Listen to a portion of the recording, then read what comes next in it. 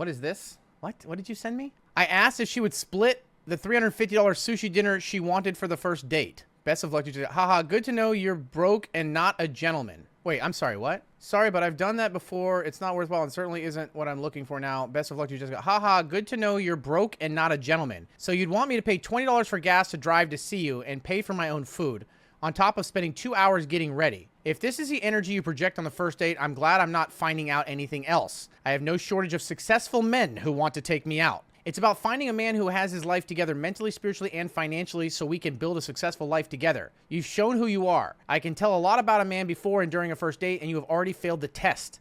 This is probably why you are single and miserable. Truly, thank you for showing me how pathetic you are.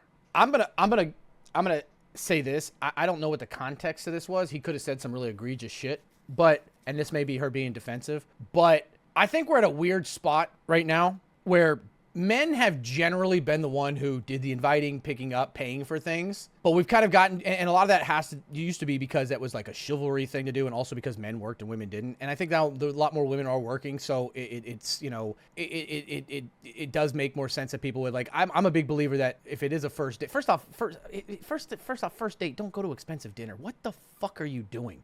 Remember the guy in here who asked about a first date idea, and we gave him a first date idea, and then we helped him on a second date. Now he's been dating the girl for a year. This idea of going to a expensive dinner to get to know each other is just fucking weird. First of all, if it doesn't go well, you're out a bunch of money. Number two, you're just sitting there stuffing each other's face trying to get to know each other. It's not a good way to get to know somebody. And another thing is the first date is the best that person will ever be. Remember that. The first date is the best a person will ever be. Because they get dressed up, they act their best behavior, they say what needs to be said because that's their interview, right? Stop doing this, okay? Stop spending all this money on these things. I think the best first date, in my opinion, and I told the guy this and it worked out, is like putt-putt mini golf. I love that shit.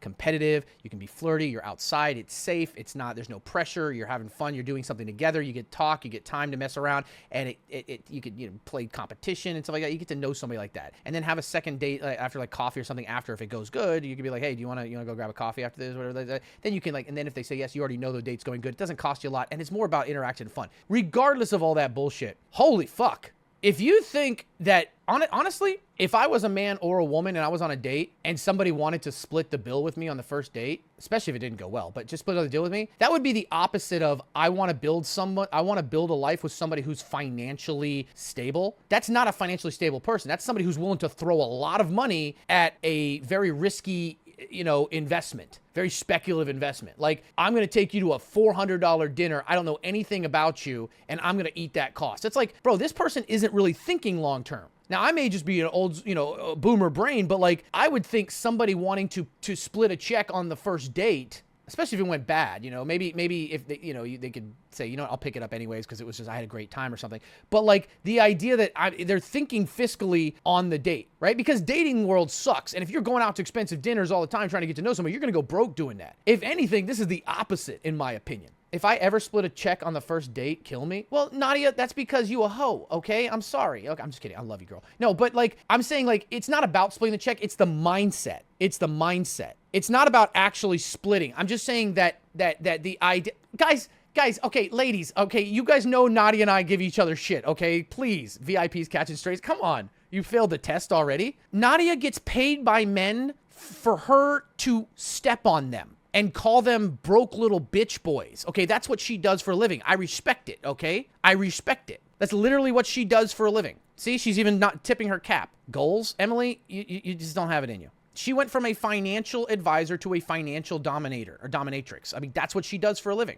I only let the guy pay for the entire date if I don't like him and don't want to see him again. I'll just get up and walk out when I'm done eating. So you dine and dash, and you wonder why you've been single for 7 years. But no, seriously, again, in my opinion, the one thing I'm taking away from this, I'm not going to judge them and the attitude because I don't know what happened before this. Like, it's easy for me to be like, oh, she's just a gold digging whatever. The way she's being defensive makes it sound like there was more to this conversation, and I don't want to be the guy who's just like, oh, fuck women or shit. Like, I want to make sure I'm objective here. The only thing I'm looking at here is the fact that it's not that she expects him to pay all this and that she's got all these men lined up and stuff like that. Like I said, this could be a very defensive reaction. Like somebody who just got something said to them. This is the kind of thing they say. But the idea that I want somebody who's financially, what was the exact term here? It's about finding a man who has his life together mentally, spiritually, and financially. If you think having your life together financially is spending hundreds of dollars on a dinner with a first date with somebody you don't know out of pocket each time, that's not financially mature. Financially mature is,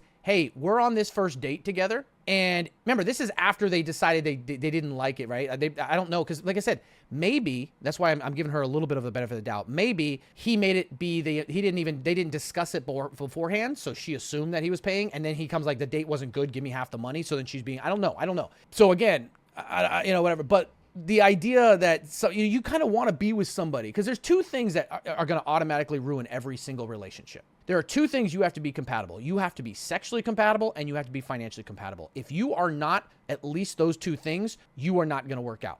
I'm sorry. It's just how it is. You can lie to yourself. You can try to pretend that that's not a big deal. But if you are not sexually compatible and you are not financially compatible, those are the two cores you have to make a relationship work. I don't care what anybody says. You cannot convince me otherwise. Emotionally compatible, emotions change. And somebody can be bipolar, or somebody could be, have depression and stuff like that. And you may not be there, but there's things that work together, right? You're not going to be compatible on everything. That's something that you can work over. Medications can fix that. Therapy can fix that. Time can fix that. People can learn to do it. You can overcome. You cannot overcome sexual or financial incompatibility. It's just not possible. If one person is a spender and one's a saver, it's going to destroy the relationship. If one person, doesn't want to have any, even if it's not their fault, they may be attracted to the person, they just may not be a sexual person, and the other person is very someone is gonna, like, those are two things you have to have. So that's just Stocky's thing. That's I've been saying that. It's my own personal thing. I bet a lot of psychiatrists and psychologists disagree out there, but that's because they need to get clients that will believe anything they say and don't want to hurt anybody's feelings. And it's much easier to tell somebody, hey, yeah, you can work together. Just keep coming to therapy and pay me $500 a session, and I'll make it work. That's the truth. So I don't want to judge this too much because I don't know the conversation before, but I'm glad I'm not finding anything. I have no shortage of successful men that want to take me out. So you're single too. Wait, if you have so many successful men that want to take you out, why aren't any of them dating you?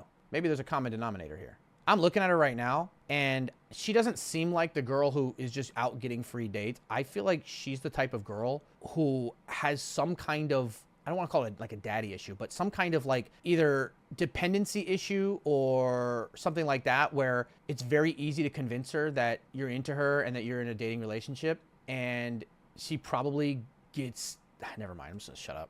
Incel hour? You think this is incel hour? This isn't incel hour. The ladies in here right now are being the most fucking savage to her. So if you're calling the women in here the incels, I don't know what to tell you. Like, the girls in here are calling her a serial side piece. She wants princess treatment. Yeah, so I think it's more about you. I think we're all gaining something from here.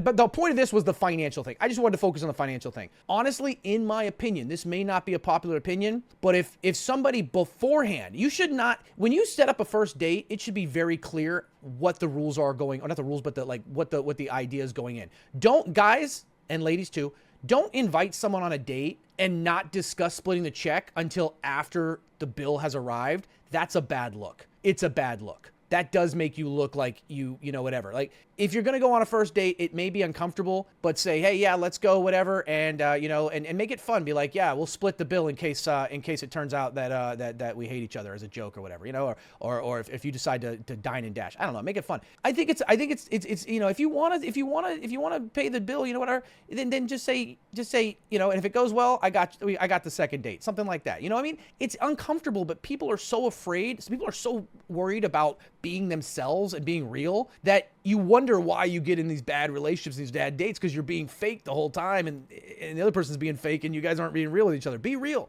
I'm gonna be real with you. If you ask somebody out on a date, and as you're discussing it, whatever, and say to them, hey, yeah, bring it up in conversation about splitting the bill. If that is the reason they don't want to go on a first date with you, you're probably in a good spot. If someone feels like they are owed you paying for their time, I don't think you're off to a good start. Unless it's a fucking hooker, okay? No one is owed money for their time. You know what I mean? That's not a good mindset. And that's again why stop going to dinner on a first date. It's such a stupid idea. Do something fun. Do something in public. Do something where you get to see a personality, not somebody sitting there trying not to eat too much or stuff in their face while you're having a conversation. It's an awkward situation and it costs a lot of money. It's such a stupid thing. The best first dates in the world are go grab a coffee outside somewhere that's got a nice view. Go putt-putt. Go to Dave & Buster's. Go bowling. Okay? Shit like that is fun. It's actually pretty cheap. You can cover it. It's not going to break the bank if it doesn't go well. You get to be competitive or you get to be playful. You get to have a good time. Dave & Buster's used to be the best fucking date place back in the mid 2000s, like around 2010. It was great. You would go in, you could go to the bar in the front, which was wide open, grab a drink, whatever, then go to the arcade or the shuffleboard or whatever, play games and stuff like that, and then go sit and eat if it was still going well, or go back and have drinks. It was just a fucking perfect place. Holy boomer. You're the same one who's in here complaining about, man, all the women out there are fucking bitches, man. They're all gold digging whores. They don't fucking care. That's you right now. And the reason is because you don't get it. You don't get it. You're fucking letting the internet tell you about this stuff. I'm telling you right now, the kid in here who was really nervous about his first date with the girl, we all got together. We said, dude, take her putt-putting, man. And then just have a secondary thing afterwards, like grabbing a cup of coffee, because, you know, this is it's outdoor, it's fun, it's whatever like that, you know, have a good time. And on top of that, if it goes well, have a secondary fun plan, like grab a coffee or something like that, because then it shows that you also plan ahead and show initiation, and it's still something fun, right? Like, these are little things that you have ready to go. And it was cool. And the guy had a great time. He actually came in here and asked us for an idea for a second date, and now they've been dating for a year. You just never know. And then you find people where you have similar interests. Okay, I'm going too far with this shit.